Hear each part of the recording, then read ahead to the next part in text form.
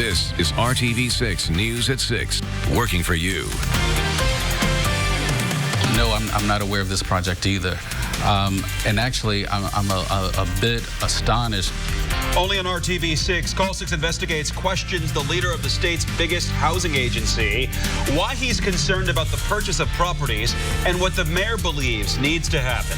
They wanted to have a conversation with us about what had happened with our daughter, and it was a pretty terrifying phone call to get. Only on RTV6, a mom speaks out about alleged misconduct between a Hendricks County coach and her daughter. The action she is now taking against the school district. And then 30 years and counting. We're celebrating the day Kevin Gregory walked in the doors of Channel 6 30 years ago today. But we begin tonight with a story you'll see only on RTV6. Call 6 Investigates is raising questions about how your tax dollars are being spent. And at this moment, thousands of families are waiting desperately to get housing. At the same time, money being funneled through the books of the Indianapolis Housing Agency shows spending on several projects that have nothing to do with housing people. Call 6 Investigates' Rafael Sanchez reports. From the air, we wanted to see what was so special about the Mustang Ranch in Indianapolis. No, I'm not aware of this project either. And actually, I'm a bit astonished. It's a vacant dealership at 30th and MLK with several rusted vehicles in the back. Call 6 Investigates obtained internal financial documents showing your tax dollars paying for security services, electricity, and mowing for this property, controlled by Insight, the not-for-profit arm of the Indianapolis Housing Agency. When you have our resources that are diverted to other places where we could use the focus with our core mission, I believe that it hurts all of us. At the end of the day, we're not able to take care of Marion County residents. John Hall is the executive director of IHA, whose agency has been slapped with several critical audits questioning their money management. Knowing that, we flew our drone across the street to 2954 MLK. More internal financial records drew us to this vacant retail center. IHA's not-for-profit Insight bought this property back in March, and per county records, the price $360,000. Do you want this retail center? I'm just wondering. Are you looking? Housing is our primary mission at IHA. So I think this project, when it was acquired by Insight, goes against what our primary mission is at IHA. But are you going to build something on there for families? I mean, is that the plan, to build homes? I mean, do you know why you have a retail center at 2954 MLK? I do not know why Insight acquired a shopping center. Hall says Insight has strayed from its mission, and his goal is to rein in their operations and reform what they do, including how they spend your tax dollars. What I would want to do is bring Insight back into the IHA umbrella. I think it helps us to consolidate our resources, our staffing. It brings about more efficiency and effectiveness.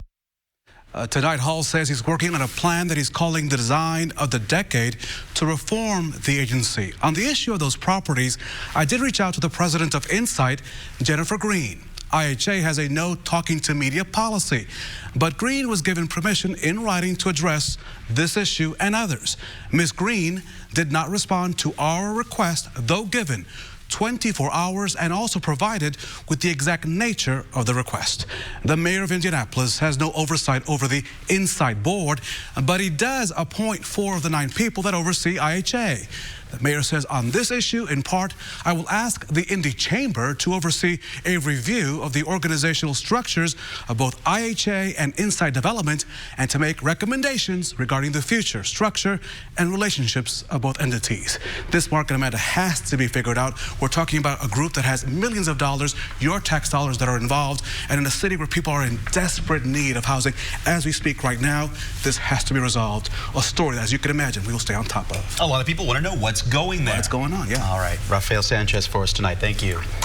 Now to a developing story from Muncie, where police say they arrested a student with a gun this afternoon after that student made threats toward Muncie Central High School. RTV6's Nicole Griffin is in Muncie right now, where police just finished a news conference. Nicole.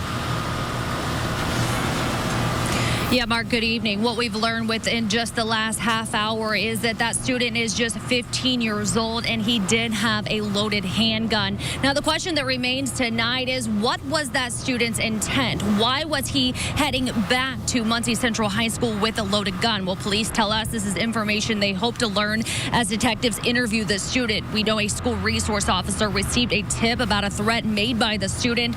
The SRO, who is a Muncie police officer, contacted street officers. Within 3 minutes, they had that student in custody. They say a lot went right today in this case, including the officers taking that threat credibly and responding quickly. Obviously, we don't ever want a situation like this, but given the circumstances, I think that this went as well as it possibly could have. You know, having a subject, anybody across the street with a gun, and to the point where somebody's aware that there's a gun is obviously an issue.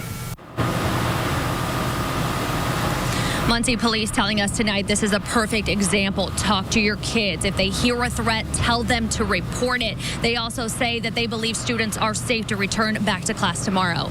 Live in Muncie tonight, Nicole Griffin, RTV6. Thank you, Nicole. Tonight, a fatal police shooting remains under review. 3 IMPD officers will be questioned about what led to the death of Deshaun Downing. IMPD Chief Brian Roach said today that Downing was shot and killed after pointing a gun at an officer following a traffic stop on the northeast side. Downing was shot by 2 members of the Flex team, which are assigned to handle violent offenders. The incident happened Friday on the 8500 block of East 42nd Street. What he describes as going to the waistband and then coming out and turning. So if this is the passenger side, coming out and turning, and what the officer says is, I pushed off. None of the officers have their weapons out. He says, I pushed off so that I would not get shot in the head. The officer says he saw the gun as it came across. When he pushes off to create distance, he hears the other 2 officers making commands and shooting. The police chief expects to have more information next week. He credits training for an overall decrease in the number of police-involved shootings. In 2017, there were 8 cases, including 1 fatality, and this year there have been 3 cases with 1 fatality. And now this has happened. It could have been stopped months ago, and it wasn't. A Hendricks County mom says the school district failed to keep her teenage daughter safe from a teacher and coach. That coach, Tyler Bruce, is under criminal investigation and on paid administrative leave tonight amid allegations of misconduct. Call 6 Investigates. Kara Kinney spoke with the accuser's mother today about the action she is now taking against the school. It's a story you will only see on RTV6. It's the first day of class at Tri-West High School. Stacy Lewis says it's normally an exciting time to take back to school pictures of her 17-year-old daughter. Today was really hard because rather than being able to take that picture, I had to be worried about if she was going to be safe. Stacy's family filed a tort claim this week against Northwest Hendricks County Schools, alleging teacher and coach Tyler Bruce exchanged inappropriate messages with Stacy's daughter late at night on Snapchat and touched her under her clothing on several occasions. Told her that, you know what, I'm the head football coach and no one's ever going to believe you. The tort claim says back in March, someone made an anonymous call about Bruce being alone with the teen girl, but nothing happened until months later when a school resource officer witnessed what he called an inappropriate interaction between the two, and the Hendricks County Sheriff began its criminal investigation. Stacy says it was actually the Department of Child Services who told her about the allegations. I was just completely caught off guard. So I said, you know what, let me talk to my daughter, let me find out what's going on. And when I had that conversation with her, I knew that moment when I saw her face that it was true. And it was devastating. The Lewises allege the school failed to properly monitor Bruce and should have taken action back in March when the first complaint came in. Why file a lawsuit? Tyler Bruce is a symptom of a bigger problem in Northwest Hendricks County School Corporation. That when a complaint comes in with a teacher being alone with a student, that the school has an obligation to step in at that point in time. Had they done that, we wouldn't be sitting here today. Last month, the school board voted to keep Tyler Bruce on staff, but he remains on paid administrative leave pending the outcome of the criminal investigation. Call 6 Investigates has learned the dean of students and the athletic director are also on paid leave in connection with the Bruce case, and the Tri-West principal, Adam Benner, resigned back in June. There's obviously a lot more to the story. I do know that she wasn't protected. She wasn't safe. Stacey Lewis has 4 daughters in the district and wants to help protect them and other students. Why stay here? We're not leaving because someone did something wrong. He needs to be punished for what he did, and they need to address it at the school and protect our children. We reached out to the superintendent here at the administration building, and he told us he had no comment on this tort claim. Working for you in Hendricks County, I'm Call 6 Investigates, Kara Kenny. Thanks, Karen. RTV6 reached out to Tyler Bruce for comment, as well as the other school staff who resigned or are on administrative leave. We're still waiting to hear back from them. Do you recall what you were doing in 1989? Well, in my case, I wasn't born yet, but it was on this day 30 years ago. Kevin Gregory started his career at Channel 6. His friends helped celebrate this milestone coming up. And my dad helping me celebrate, too. Say hello to Dad. Hi, Dad. Hi, I'll talk into your tie. There you go. We'll talk about what's going to happen during the day tomorrow as far as our thunderstorm timing, and then look back to the 80s. Enjoy a cult with your family.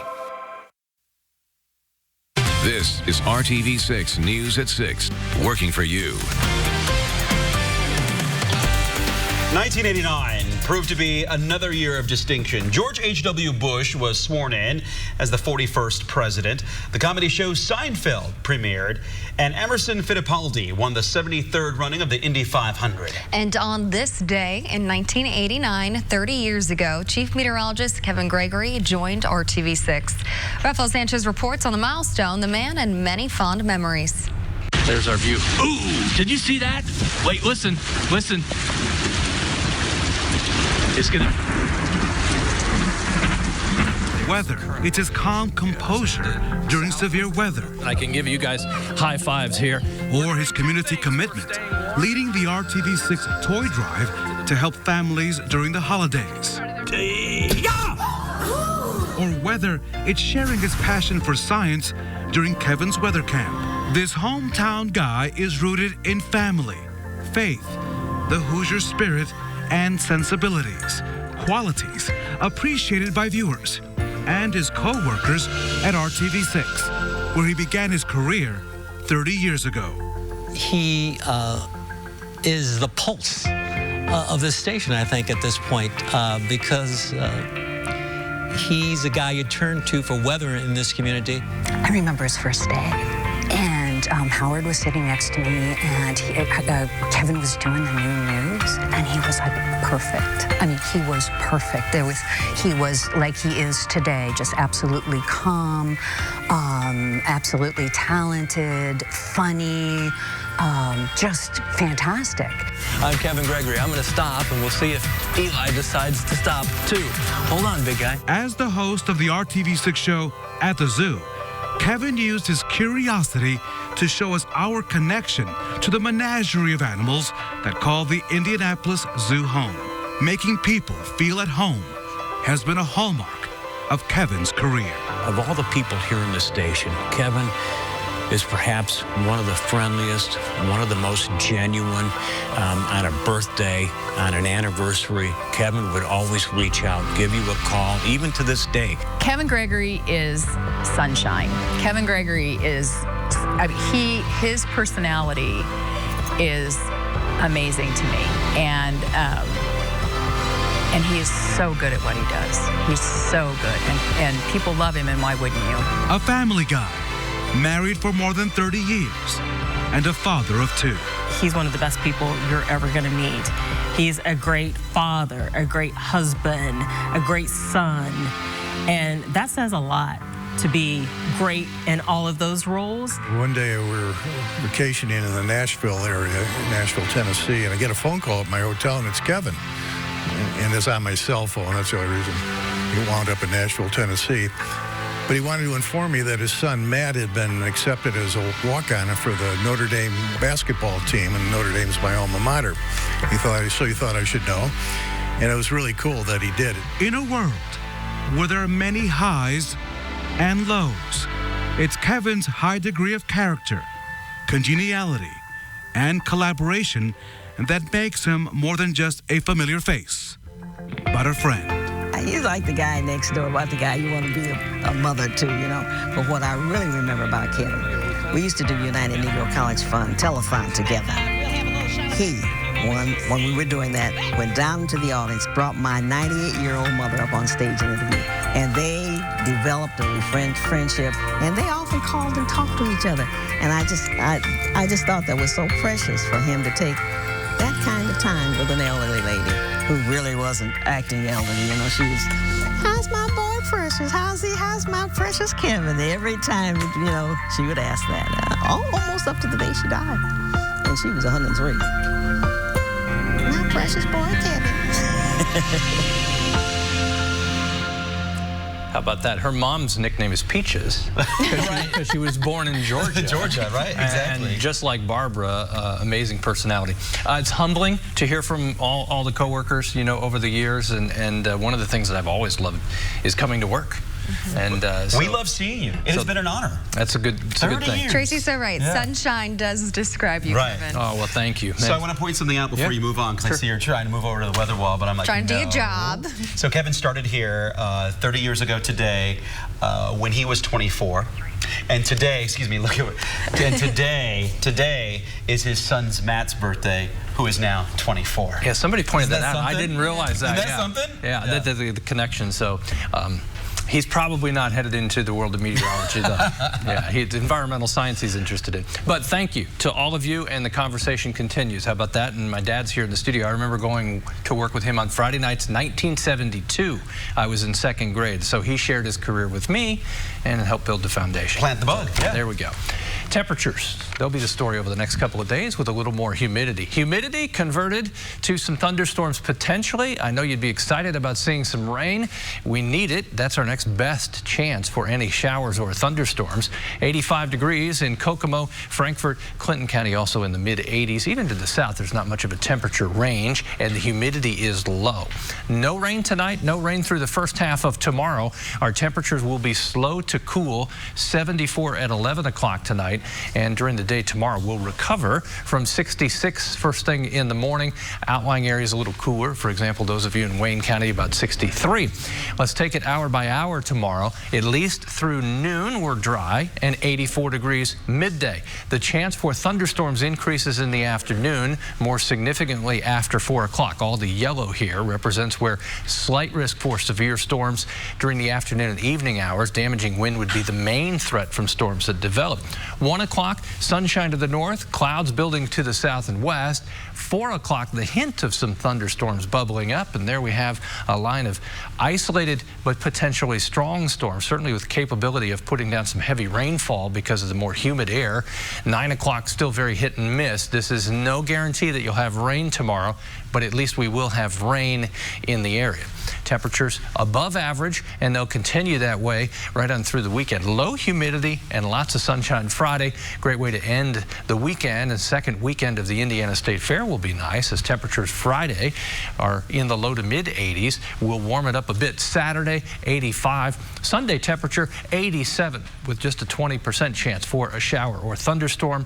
Thunderstorm chances will peak again on Tuesday. 40% chance we'll see some thunderstorms. 7-day planner, temperatures generally in the 60s for overnight lows and 80s for highs. It's way too early to say we've had our last 90-degree temperature of the year, but we're getting closer to that. It's possible. Yeah, we're getting closer. All right, so we're talking 1989. Got to get in on the anniversary here, Kevin. Happy 30th. We dug into the sports archive. Let's go to the Wayback Machine. Colts camp on this date in 1989. The big story in Anderson, that guy, number 81, tight end Pat Beach, who his 5th season with the team. He caught 26 balls the year before. Would go on to play a total of 7 seasons in Indy. That's Chris Chandler throwing passes with him there. Beach talked that day about being an extra piece to an already expanding list of talent in the Colts offense. the addition of Andre Rison, and then we'll have Billy Brooks on the outside, and Matt, and Eric Dickerson, and Chris Chandler. I think that, a guy like me is going to sneak in and get some, maybe some cheap balls. They're not going to be able to concentrate on me at all. I mean, not that they ever did anyway, but this is a good way for me to just sneak around and maybe get a few extra balls. Beach played all 16 games that season, 14 catches, 2 of those for touchdowns. Cool stuff there. And good evening, everyone. Back to the now Colts, the travel day to Buffalo with the first of 4 preseason games up there coming tomorrow night. Probably just a small dose of the main starters on the field for the game. As far as the quarterbacks go, we know Andrew Luck is out. It'll be Jacoby Brissett getting the first quarter, perhaps a little more. We will likely see a good dose of both Philip Walker and Chad Kelly after that. A good first look at some of the Colts rookies and their free agent pickups too. The main objective, of course, don't get hurt. Back to training camp practice Saturday morning. 3 days of 9 a.m. workouts. Next week, the Browns are here for a pair of joint practices. That's Wednesday and Thursday. Next week at Grand Park, 4 o'clock both days. Cleveland is here for preseason game number 2 next Saturday. USA men's basketball putting together the roster for the World Championships. That tourney starts at the end of the month in China. 50 players are at this week's camp in Las Vegas. Among them, Pacers forward Miles Turner. Recent Pacer Thad Young there as well. San Antonio head coach Greg Popovich is now leading the USA men's team. Only 15 of these players will make the final cut. The lineup will look very different after several top NBA stars declined their invite to play. Turner talked about the opportunity to be part of the process. You can get in shape right now, before training camp, and then too, it's just a good international experience. My last experience was in high school. High school is a lot different from professional level, obviously. So being here right now, being able to get this experience is huge for me. The team will play an intra-squad scrimmage Friday. Their first game in China is on August 31st. I'll have some more from the Colts getting set for tomorrow's game in Buffalo coming up for you tonight at 11. We'll be back to wrap up tonight's edition of the News at 6 after one more break.